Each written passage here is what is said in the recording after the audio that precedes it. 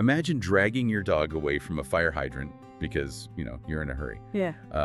You are essentially turning off their morning news. Right, because they have roughly 300 million olfactory receptors. We only have like 6 million. Sniffing is entirely how they process the world. Yeah, letting their nose lead the way actually tires their brain out way more than just running them.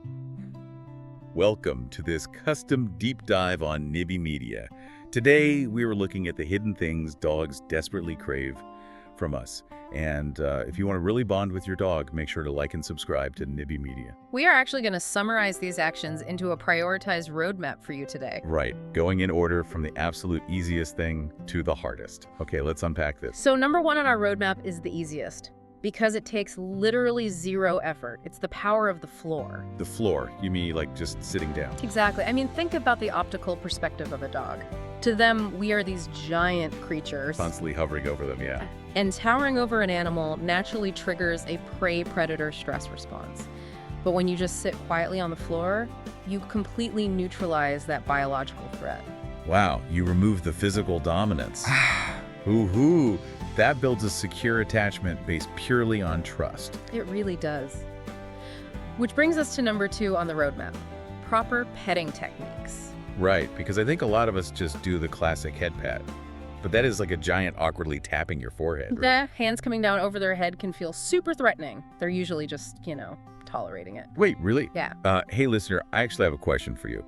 If you agree with doing the classic head pat, comment an 8 right now. But if you knew it was actually stressful, comment a 0. I bet we get a lot of 8s. What's fascinating here is the biology of touch. You want to shift to high sensitivity zones, like the base of the ears or the chest. So not the top of the head at all? No. Touching those targeted zones actually triggers their parasympathetic nervous system. It actively drops their cortisol levels and releases oxytocin. That makes total sense. You're physically shifting them into a state of calm.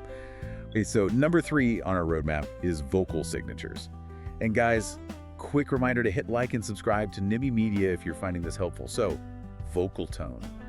This one requires a bit more mindfulness. A Hungarian brain imaging study showed dogs process word meaning in their left hemisphere, but emotional tone in their right.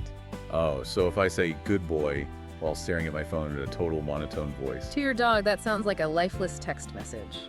Both hemispheres have to align perfectly for their brain's reward center to actually light up. Ooh.